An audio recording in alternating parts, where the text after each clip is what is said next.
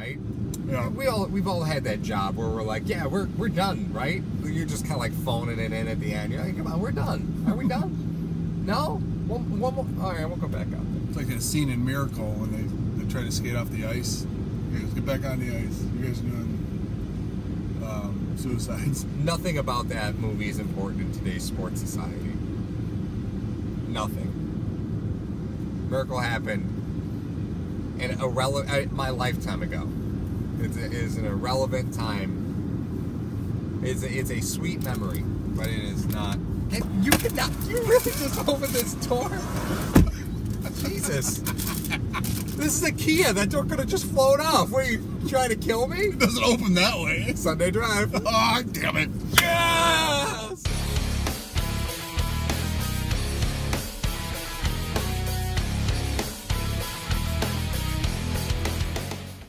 Alan looked really good. Yeah, you all right there? I got bony knuckles. No, my collarbone's bothering me. So Alan comes in. I thought he came in early, but now, due to what we found out with AJ McCarron, we know why. Yeah, it was a little surprising to see him come in. I was a little concerned about AJ McCarron's future when I saw Alan come in by saying, "Oh, we're looking for a spark already in the preseason." Okay. I just, he had a little bit of. McCarron had a little bit of trouble. Let's not. But the thing about it was, they were talking pregame. I think Biscaglia and whoever he was with. I apologize, I can't remember that guy's name. But should Peterman, after going 9 of 10 in the first game, should he think that this is a knock against him, that he's going with the threes? And I was thinking about it, and he said no, because I think McDermott already had this in place. I think in order to get a fair evaluation of all the guys, this is what he had in mind to go. Barring any type of injury, this is what he was going to do. He was going to try to shift these guys with the ones and try to see how their production is in different looks, different games. And true to Peterman form, he didn't let it bother him. He played great. Alan, coming in early, had some really impressive throws. He, like Edmonds, if he knows where he's going with the ball, you're not stopping. Yeah. You're not stopping that throw. You're not stopping. He's very accurate. Except his first pass to Benjamin, he kind of did one of these. Yeah. No, he made another business decision. Yeah. But the thing about it is, Alan, well, out of the gate, let's talk about the touchdown pass that only maybe 3 guys in the league could do. Yeah, everybody else would have just run it in because he had a huge gap just to his right. He could have just walked in. That's what I wanted to ask you. Does it impress you that when he runs, he's not just always just running to run? I was shocked by that. I was very surprised by that. Because as soon as I saw it break down, I was like, oh, he's going to run right into the teeth of this. And then it opened up for him. And I was like, yeah, it's just right there. He threw up his right foot. All he had to do was just do this. He just reached out the ball. It was a touchdown. Oh, right? Yeah. He was that close. But, I'm impressed with the fact that he is throw first. Oh, yeah. With his speed and his size, I'm sure, at some point in his playing career, was like, yeah, I'm just going to take this myself. Why am I messing around with this? Right? Yeah. Especially playing with the receiver group that he did at Wyoming. I'm kind of surprised that he isn't running a little bit more, right? Like, look, first read, not there, gone. And he's not. He's sticking with it. He's truly trying to develop as a passer first in the NFL. I do find that to be impressive. Does that speak to what he's doing in camp, you think? He's developing these skills and traits in camp? Because they've been in camp for a while. He's starting to do those things. He's not running anywhere. Do you think that they're doing a lot more 7-on-7 stuff where it's like, no, don't run. Just look where you're going. Just try to find an open guy. I don't know. I mean, he seems to have a pretty solid understanding of the foundational issues this organization has had for a long time. He seems to have an understanding that they think he's the solution to that quarterback problem that we've had, and he takes that very seriously. And I think there comes a point where he looks at it and says, how am I going to help this team? Is running to make it 2nd and 4 going to help this team, or is it best for me just to learn how to make it through this right now? Mm-hmm. And even when he does run, like the instance, the one play that he had coming at the end of the half. He ran the 2-minute drill very well. After Murphy had that big long return. Yeah. Allen gets out of the pocket amazingly. It was awesome how he got out of the pocket. And he's running, and like I said, I was watching the game with a buddy of mine. He ends up diving head first, and then gets up, and he's immediately going to give the ball to the ref, but it was like, why do you get out of bounds? Why do you get out of bounds? The safety was coming down the alley. Yeah. So he was dead meat. If he did try to, he could have probably got out of bounds, but he was going to take a hit. So what he did was he dove like maybe 3-4 yards before that, just so he can get the clock. You know, all right, I can't be doing this. All right, I can't be tackled because then the ball will go wherever it goes and all this other stuff. But he's making decisions that are ahead of where I thought he would be. I thought his 2-minute drill was impressive. Yes. I thought it was very impressive. Just marched him right down, had a complete understanding. Things got communicated quickly, right? I thought he did a very, very good job. One thing that Allen did that shocked me a little bit was, did you hear he called a kill? Did you hear that? That's what I was just going to tell you. Yeah. I was surprised by that. In the second preseason game, he had the ability, and that's where the game plan was. Checked it to a run. I thought you were going to compare him to Flacco. Or not I would Flacco. never compare him to Falco. Shane Falco? Yeah. I called a pass. Winners always want the ball when the game's on the line. No, he called a kill, which, if you guys, you have 2 plays called. Yeah, run and a pass. Yeah, so he killed the pass play and calling a run. And that's when I was watching the team. I was like, they're running a counter. and they ran it. And the guy watched the game and he goes, I'm not watching games with you. It's like watching a movie with something that you've seen already.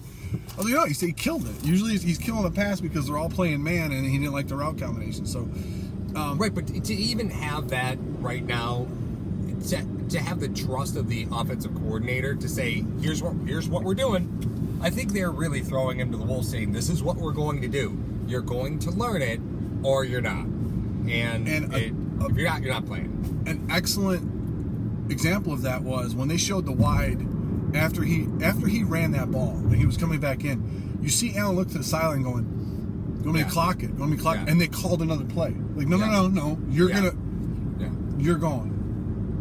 We only had one timeout. Well, no. He wanted to. Spike it. He wanted to spike it. Yeah. But then they said, no, we're running a play. Get in the huddle. Okay. And he goes like this. Then you see him go, and then goes right in the huddle. But it's one of those things where like, we're gonna keep running. Yeah. We're not taking a break here. Yeah. we're not gonna let them get adjusted to you. Right. So. Well, that's exactly what that does. When you spike the ball, it gets you can get subs in. Yeah. You can. Yeah. Everything stops. Yeah. I'm not. That's fine. That's fine with me. I like how they did that with him, but like throwing off the wrong foot, putting a bullet into Streeter, albeit against the second team Cleveland. He had coverage beat Streeter. He had coverage beat from. But on the other scrambles though, he's always keeping his head down. First he looks at the rush to see where the holes are, and then he'll pick his head up again and then look for the routes. Well, the most common tendency for a young quarterback, when he starts to scramble, is to run wide. And there, Allen's like, nope, goal line's here. I gotta go forward. That's it. We're this close to goal. I gotta go forward. Mm-hmm. You did see when there was a little bit more space between them and the end zone, Allen doesn't step up into the pocket often. He steps back right now. That's something I'd like to see him work on a little bit more. He's still stepping back into the side. It's like the Zapruder film, back into the left, back into the left. I'd like to see him step up into the pocket a little bit more because that's just something that I saw McCarron do a bit in the first preseason game. I saw Peterman do it a little bit against the Browns. I'd like to see Allen start stepping up into the gaps a little bit more. That's just the one thing that, if I'm being picky, that's what I would like to see. But it's fine, but I'd like to see a little bit. You know what he's doing? That was either done in practice or that's his natural instinct to do that. When you're as a quarterback, you drop back, obviously there's a pocket. The pocket's not there, what do? You have to manipulate it. Mm-hmm. What he's doing by stepping back further is the guys that are rushing him are taking a wider angle because he's going back. If he steps back and then forward, that's helping his offensive lineman kick those guys to kick those guys out. So he's actually manipulating the pocket in that sense. You think that's? I think how that's he purpose. Wants to manipulate I think the that's pocket? purpose. I think if you drop back and then you just step up, these guys will do spin moves in, and then they'll crack you. But the fact that he steps back, if whatever line they're in, he'll step back and he'll sense where the rush is coming. If these guys are spinning in, then he'll just kind of loop out. If he steps back and they keep going back, then he's got that pocket. Well, and it's not exactly an unfamiliar concept to a quarterback with a big arm that you're not afraid of just continually going backwards. Well, he probably did that because initially when he was coming out, like we said, he had an elongated stride. Yeah, he needed So he's space. Probably giving himself some room. Yeah, he needed space as well. But he's looked really good keeping things compact. narrow. Yeah. But the thing was, he's able to manipulate a pocket this early, and whether it's by the habit of having a long stride in college, whether it's the habit of, okay, I usually just run back and then loop around. He's starting to realize quicker. He may have realized at the first game, I can't outrun everybody at this level. And Mayfield found that out. A lot of the young quarterbacks are starting to find that out. I don't want the let me keep going back tendency, because again, that's not uncommon to quarterback with big arms. It's just I need more space, need more. They're not afraid of the distance. They're not afraid of losing. They can get it there. Right. I don't care. They can get it there. I'm not worried about it. I mean, there's a lot of things positive that I saw about Allen. There's a lot of things that he can improve on. The guys, he went 9 of 13, and I didn't see him throw an incredible amount of short passes to inflate that. I didn't see contested passes. I mean, the first one to Benjamin was in traffic, and that was I don't know what he saw. Nerves. Yeah. I think he wanted to fit a ball in there. Yeah, that thing was a bullet. And it's three guys around Benjamin. He still could have completed that. Is that scary? Yep. He's like, if he'd put that right between the 1 and the 3, he's throwing into triple coverage and completing a pass. Well, we're looking for another wide receiver 1. No, if he puts that ball in between the numbers. If he put it in his chest or even slightly back shoulder, Benjamin stops. Yeah. And catches it and falls. He doesn't absorb a huge hit. Plus, with the new rules, they can't. Yeah. They can't destroy him. Yep. But all things considered, Allen after 2 games has a 56% completion percentage. Right. Yeah. I mean, it's par for the course. It's going to be what it is. Yeah. You know. So that's what's going to be. I guess the difference here is that the Bills don't appear to be hesitant about throwing the football. So he's gonna complete 56% of his passes. Well, if we throw the ball 40 times a game, then he'll complete 22 for 280. Okay, that's what we gotta get to 280. That's what we'll do. We'll just throw it more. All right, we'll get there. Just keep throwing it. Yeah, that's it. We'll just keep throwing it. That's what we gotta do to get to 280 per game. That's fine. That collarbone's still bothering you a little bit? Just a little bit. Yeah. My soul hurts a little bit.